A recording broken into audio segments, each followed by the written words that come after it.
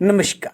इन खबर में आपका स्वागत है। चीन यानी ड्रैगन का झूठ पकड़ा गया है। 15-16 जून 2020 की रात भारत और चीन में गलवान घाटी में जो संघर्ष हुआ था उसमें 38 सैनिक उसके नदी में बह गए थे और हमेशा दुनिया से चीन झूठ बोलता रहा है, सिर्फ 4 सैनिकों की मौत को स्वीकारा था।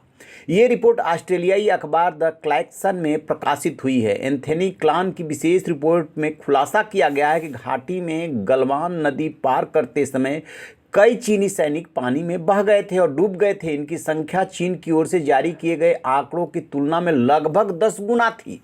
रिपोर्ट में कहा गया है कि तथ्यों को प्रभावित करने के लिए गलवान में हुई 2 अलग अलग झड़पों के तथ्यों और तस्वीरों को आपस में जोड़ दिया गया।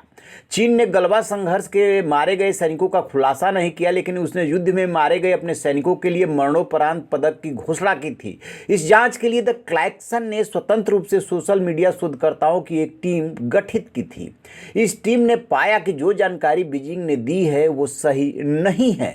सोशल मीडिया शोधकर्ताओं ने गलवा डिकोडेड शीर्षक से एक रिपोर्ट जारी की है, जिसमें दावा किया गया है कि 15-16 जून की लड़ाई के शुरुआती दौर में शून्य तापमान में तेजी से बहने वाली गलवान नदी में तैरने का प्रयास करते हुए बहुत सारे चीनी सैनिक मारे गए थे। रिपोर्ट में मरने वाले चीनी सैनिकों की संख्या 38 बताई गई है। चीनी सैनिक प्लेटफॉर्म वीवो के कई यूजर्स के हवाले से शोधकर्ताओं की रिपोर्ट में दावा किया गया है कि उस रात कम से कम 38 सैनिक तेज बहाव में बह गए थे। इनमें से एक वांग नाम के सैनिक भी शामिल थे और सिर्फ वांग के मरने की आधिकारिक घोषणा चीन ने की थी। रिपोर्ट में दावा किया गया है कि 15 जून की लड़ाई एक अस्थायी पुल निर्माण को लेकर शुरू हुई थी।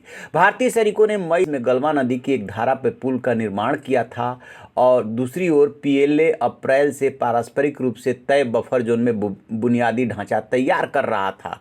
6 जून को 80 पीएलए सैनिक भारतीय पक्ष की ओर से बनाए गए पुल को तोड़ने आए। इसकी रक्षा के लिए 100 भारतीय सैनिक आगे आए थे। इसके बाद संघर्ष शुरू हुआ था। इन खबर चैनल को सब्सक्राइब करें।